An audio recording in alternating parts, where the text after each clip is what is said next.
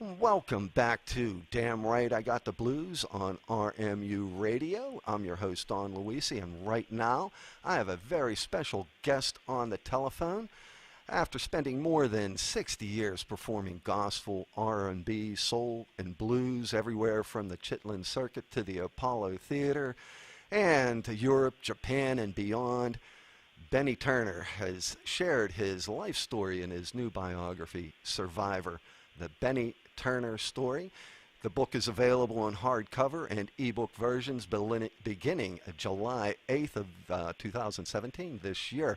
Welcome to Damn Right I Got the Blues, Benny Turner. Hey, Don, how are you, man? Great, great. I can't tell you how thrilled I am to have you on the radio right now, Benny, to talk about your new book.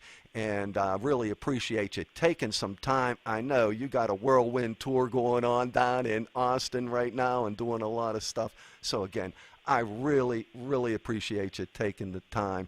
But, man, before we get started, the blues community just lost another legend this past Thursday. Melvin Deacon Jones, Hammond B3 player, just a great artist and a really good friend of yours, Benny. I was wondering if you'd like to say a few words about Deacon Jones. Well, it would take me a month of Sundays to say everything I want to say about him. And we've been friends for more than 50 years, and we never have had an argument, like brothers usually do, but we got along great. And I snatched him from Curtis Mayfield when he was doing work for him at Curtin Records. And me and my younger brother, Bobby, we had a local group, and we put Deacon in. And that's what started that. He started playing B3 for my little band, and then I introduced him to Freddie King, and we were friends ever since.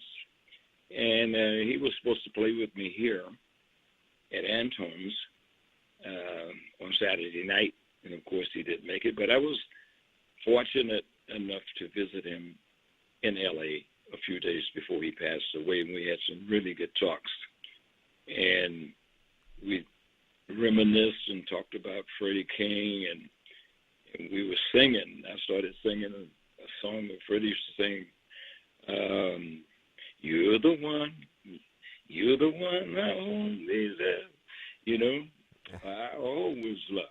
And we were talking about Austin, and he started singing. And then his lady said, do you want something, honey? I said, no, he's singing,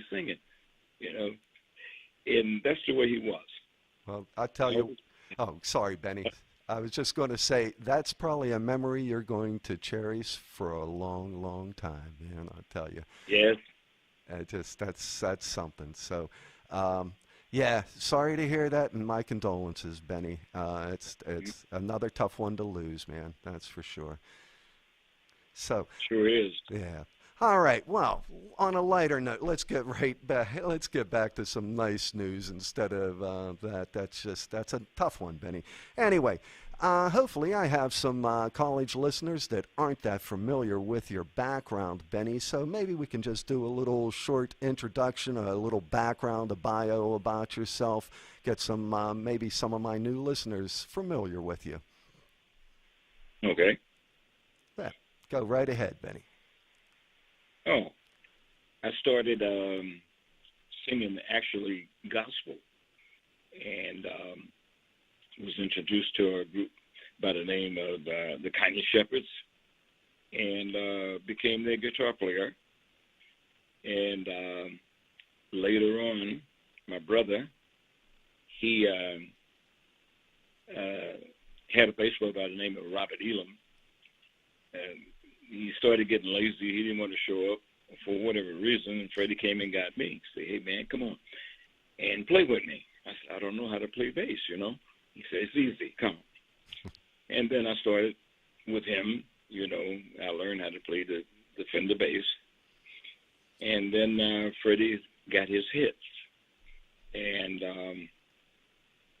because I didn't think he was going to take me on the road, I met D. Clark, who had a hit record at the time that was headed to the Apollo Theater and invited me to go. And I went from the Shillington Circus straight to the Apollo Theater, and man, that was one of the greatest venues I've ever played. I still hold that number one. That's a big jump there from the Chitlin to the Apollo, baby. And after that, I hooked up with a group called the Soul Stirrers. A lot of people may not know, but that was the group that Sam Cooke sang with for many years, where he got his start at. And I played with them. I became the first bass player in the gospel, and I'm proud of that. And up until the time that Freddie passed away, I settled in New Orleans, and I started to play with, or actually before that, I played with Mighty Joe Young in Chicago, and then Marva Wright in New Orleans. Great gig, too. Oh, yeah, man. Playing with Marva down in New Orleans, that must have been something, too, for you. That's really outstanding work there, Benny. That is something. So, yeah, and really, when you mentioned Freddie, that would be the one and only Freddie King, your older brother. So that's really cool stuff there. And, Yes, sir. yeah, man, that'd be something.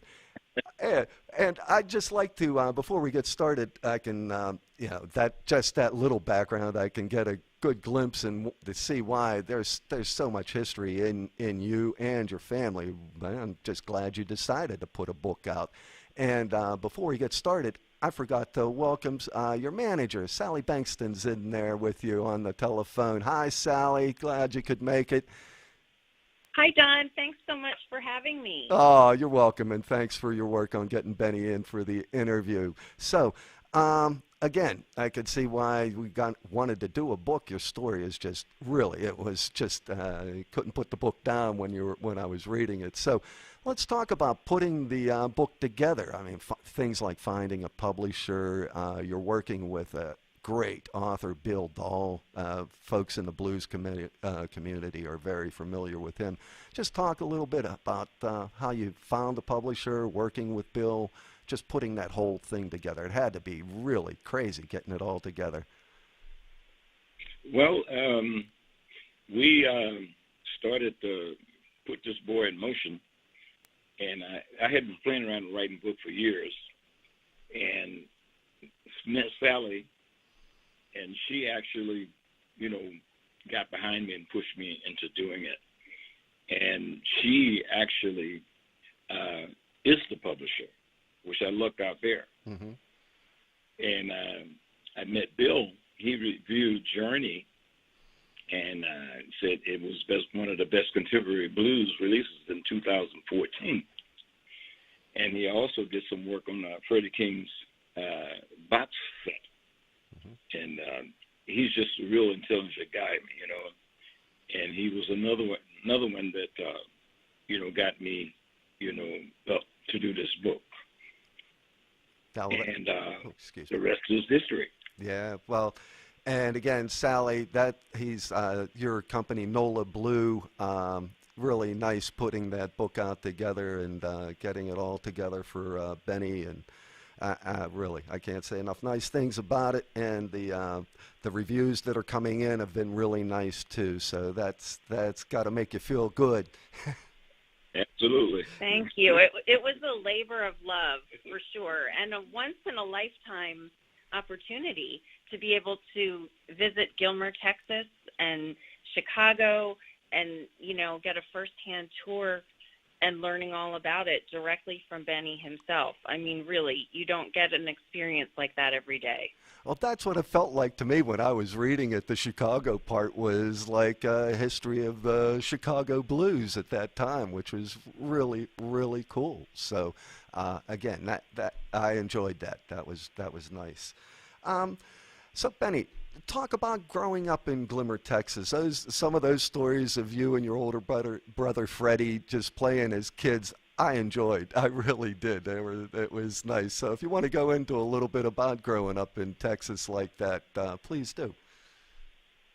Well, it wasn't easy, you know, no electricity, you know, no refrigerators. Unbelievable. But we didn't know.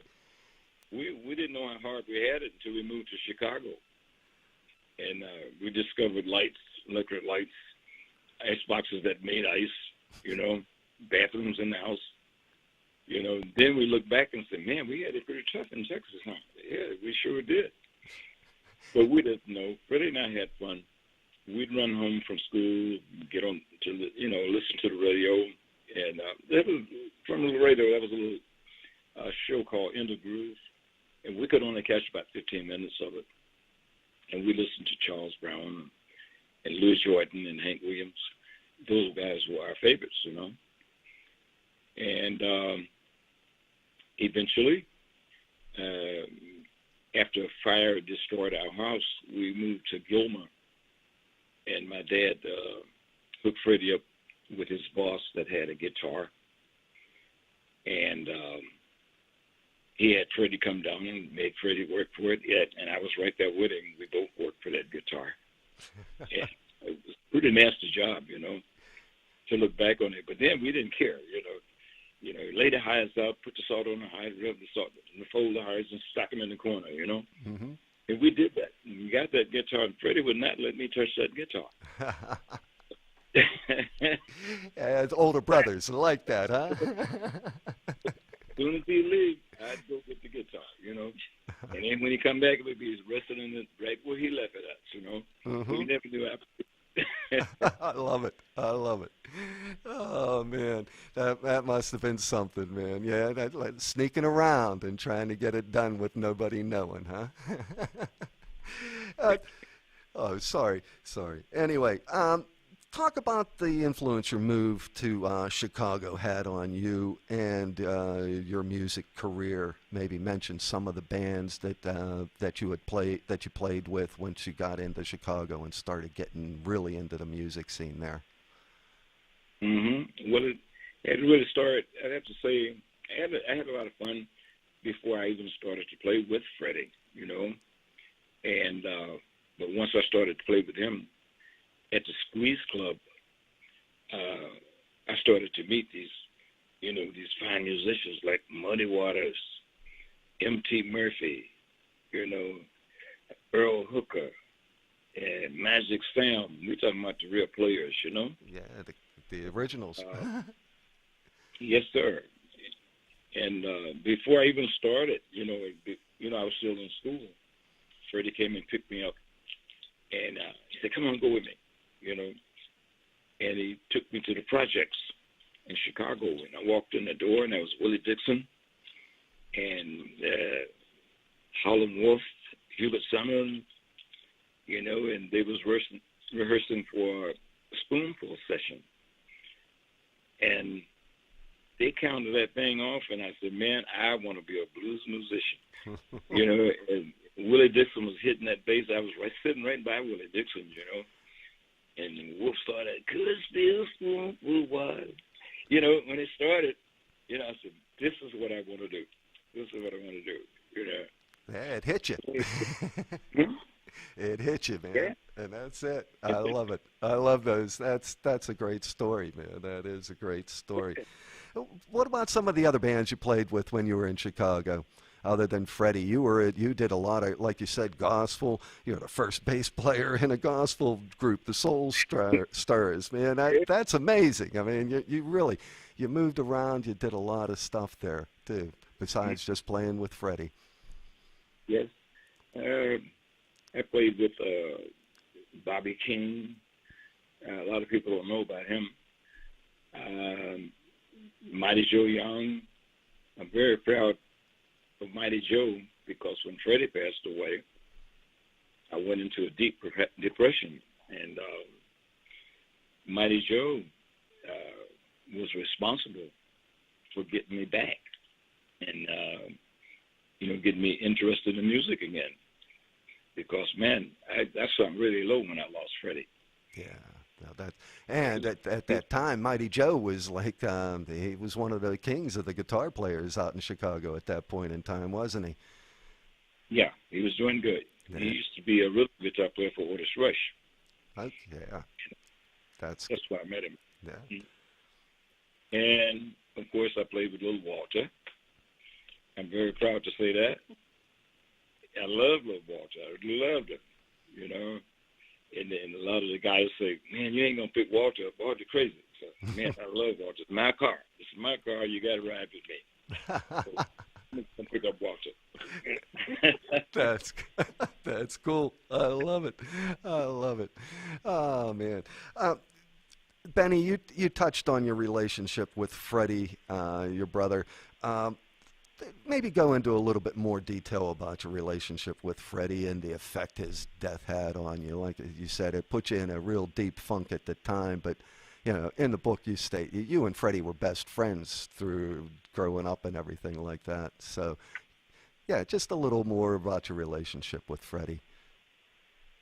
Yeah, we actually didn't do anything, even, unless we were together. A lot of times, and we were always together. And if when we moved to Chicago, if he thought it was something that I would like to do or I would be interested in, he'd come pick me up. And he'd like to take me around and introduce me. This is my brother. This is my little brother, Mm-hmm. We would go to a lot of times when he wasn't playing, we'd go listen. Like one time we went to see Syl Johnson play, and we had this little thing where I would play on the bass and Freddie would just go crazy singing, And so this particular time, Freddie decided he wanted to lay on the floor and sing. Freddie started singing, Freddie hit the floor, but when he hit the floor, he pulled the mic cord out of the amp and broke it. And Phil Johnson couldn't finish his night. Needless to say, Phil was pretty mad, Yeah. I'll tell you what I like the story, the one in the book that you were talking about, riding in the car and Freddie's, I think it was The Stumble came on or something. And you go, that's my brother's song, man. That's my brother's. Yeah. Hideaway came on. Hideaway, there you go. That my bad. I'm like I said, I'm so excited talking to you. I get my titles messed up, but I do remember that story, and I could just see it. That's my brother's, man. That's my brother's song. That's great. Yeah, we always had each other's back, whatever we did. One of my other favorite stories in the book was about we had went to Gary, Indiana, and Freddie had this old Packard. It had a spotlight on it, and we were coming back from the gig, and the guys in the car in front of us, they had a bottle of whiskey, and they was drinking the whiskey, and we were riding behind. So Freddie said, "Watch this," He took the spotlight and kind of, flashed it on the back of the window. Mm-hmm. And Johnny Jones was driving, and Johnny Jones was a keyboard player for Magic Sam, and he threw the whiskey bottle out the window, and Freddie pulled up beside, and they saw it wasn't the police. and you don't want to hear what they call Freddie. So Freddie pulled around, and he spin off. He was like that. He had fun. Everything he did had fun. Same way with Deacon Jones. We all had fun together. And that makes that life on the road a lot easier, man, when everybody gets along and you can have a good time and like you said, fun. That's the important ingredient in what you're doing. If you're enjoying it, you're having fun, that hard work doesn't seem like hard work. That's right. Yeah. Oh, excuse me. Go ahead, Benny. Go ahead. Yeah, well, I'm just saying, you said fun, and absolutely. Yeah. And we, like when we wasn't playing, moving forward to our, to when Freddie we were all on the road together. If we weren't playing, music, we were playing poker. Mm-hmm. And we loved to play poker. and we played poker everywhere we went. A lot of the promoters would want to come and play poker with us. You know, Mark Farner, Grand Funk Railroad, they played poker with us. You know, and, That's they cool. even mentioned that in this tune, American Band. Mm-hmm. Yeah, that's right. I remember you mentioned that in the book, so that was cool. That was very cool. That's a neat part of the story in the book, too. So I like that, Benny. I like that. And you had mentioned after Freddie's death that you went into a funk, and Mighty Joe Young helped pull you out of there. Yeah, maybe talk a little bit more about your experience with Mighty Joe and working with him and getting yourself back into the groove and into the music scene again after Freddie's death. Mm-hmm. Well, I mean, he knew my younger brother Jerry, who was handicapped, and ran into Jerry on the west side of Chicago. And he asked Jerry, said, well, what is he doing now? And Jerry said, he's not doing anything. You know, he said, what? He said, he ain't doing nothing. So he called me. He said, hey, man, come on and play some gigs with me. And I said, Joe? I said, man, I just don't feel like it. I had lost weight, couldn't eat anything. Mm-hmm. And so Joe said, come on, man, come on, just try it, just try it. And my family was standing in the background, you know, trying to, you know, edge me on and say, wanted me to do it, you know. And I said, okay, Joe, I'll try one night. So he came all the way out to Markham and picked me up, drove all the way back to the north side of Chicago, and played a little club called Biddy Mulligan's. And I played my first set, and then I was so tired and weak I couldn't get off the bandstand. I sit on the bandstand and I leaned back, and that's where I was during the whole break. And then I did finish the night, and then when I got back, my family was, yeah, he made it, you know. And then Joe came back and he talked me into doing another one, then another one, and then another one. So I got to credit Joe for getting me back. Well, you know what? He had. Oh, sorry. Continue. Please continue, Benny. Please. Yeah. If he, ain't no telling what would have happened to me, because I was going straight down.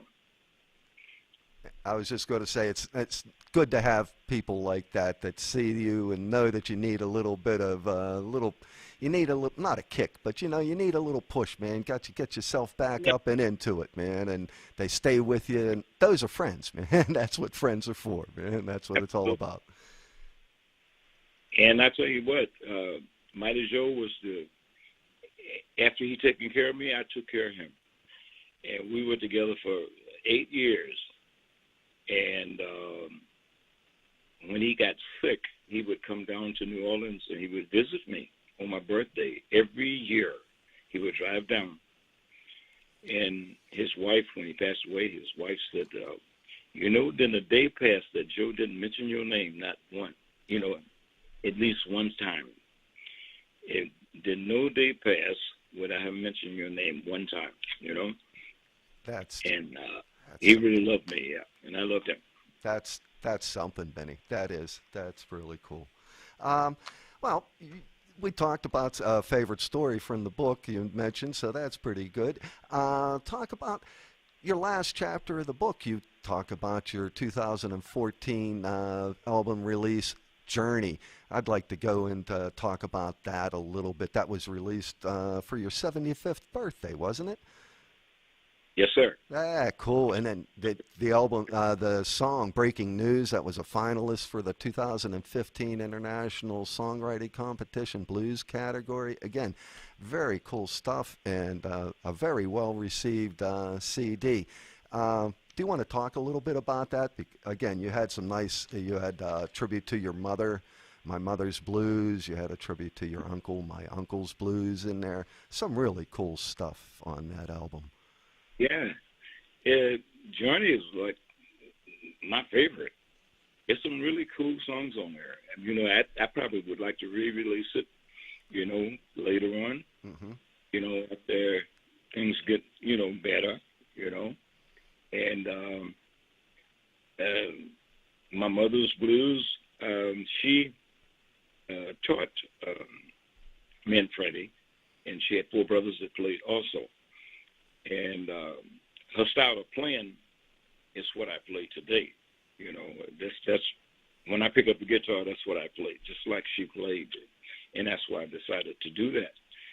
And my uncle's blues, his name was Leon. He was the youngest, and that song was pretty much the way he sung it. And he was like the leader of the band. And when he got killed, my mother, she never played again, you know. And but she would, you know, I'd talk her into showing me some things on the guitar. But that's why I wanted to put those two songs in there, because she meant so much to me, and Freddie. You know, don't be for them, you wouldn't have a Freddie King. Yeah. Turner. That's just a really nice touch, being able to do that and pay a little respect and honor to your mother and uncle like that. That just cool. Now, I could be talking about your latest album, When She's Gone, but which is another one that was really well received. It's up for a number of indie blues awards and what have you. But again, that's something else that the folks want to get a chance to listen to. Check that one out too, When She's Gone. But the journey, I like to touch on that since it was mentioned in the book, and I just like the tributes that you did to your mom and uncle. Just cool stuff there, Benny. Really nice. Yes. Yeah. Yes, sir. Okay, we're getting to the fun questions now, Benny. Just some general questions about you. What was your favorite venue to play? The Apollo Theater. Good choice, Benny. Oh, man, never been there, but wish I was, man. Wish I was. That would be, yeah. What did you like about the Apollo? What was it that made it so special? Well, the lights. I had never been in the lights like that before. The crowds, the way the people accept you. You know, like we'd walk out on the stage and they would applaud, and I was standing there leading a band about 18, 20 pieces, and I couldn't read a lick. You know, and I was standing there directing. You know, it's, man, this is something, and I loved it. And Antones received me. Super, and I love them. You know, B.B. King Club in New Orleans. Yeah, I love that club. Yeah, that's some good ones. Before I almost thought about saying you can't say Antone's for your favorite venue, because I thought it would be up on the list real quick there, because it had to be in the top three anyway. You know what? That was my feeling anyway. So, all right. How about what was the best advice you've? I forgot one. Oh, go ahead, Benny. The Armadillo. Ah, yes. Cool. How can I get the Armadillo? Another Texas hangout, huh? Cool. All right. That's actually when I started to reunite with Freddie. That's what we did at the Armadillo. Very cool. That's nice. That's a little bit of trivia there, too. I like that, Benny. Very nice. Benny, what's the best advice you've been given? I have to go back to something that Harlan Wolf told me. He said, "You ain't gonna satisfy everybody when you play, but play your donkey off for the people you do satisfy." So that's what I say to musicians. Do the same thing. You know, if you got somebody out there that's liking your music, play. And play for them. And that's it. And yeah, very good advice. Very nice advice there. Benny, what's some of the music that you listen to now? Something that gets you moving and grooving? Charles Brown, number one. I love Charles Brown. Freddie and I both like piano. And Muddy Waters, Harlan Wolf, Otis Spann. Let's not forget Otis Spann. A lot of us don't forget Otis Spann, you know. Cat was great. And Muddy, Wolf, you know, like Magic Sound. And if you can dig up anything by Earl Hooker, listen to it. Yeah, I'll have to check that out. I think I have a few of them, but with all the contemporary music that's coming around, it's hard to get back and listen to the old stuff now and then, which is I always enjoy that too. So, all right, this is the last question for you, Benny. I know I've been wearing you out here, and again, but again, this talking with Benny Turner, talking about his new book, Journey, the Benny Turner story, and talking about his album Journey. So, Benny, last question for you here. Your opinion on the state of the blues today? Us blues players need to go back and reacquaint. We need to go back and listen to these old guys and check out and get the basic feel of what these guys was doing. That's what we need now. A lot of guys getting away from it. Mm-hmm. And that's why I named my group Real Blues. That's what I do, you know. And we all need to go back and reacquaint, you know. Yeah. Go back and find the beginnings and see what they were doing, and add your own little touch to it, though, man. I mean, you got to make it your personal, but you got to know where it came from.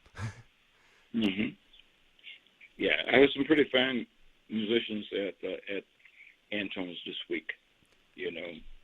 Yeah. And these guys were playing some real blues, you know, and I loved it. Give a shout out to some of the players that you had, Benny, if you'd like to. That's more than welcome to give a little shout out to the guys. Derek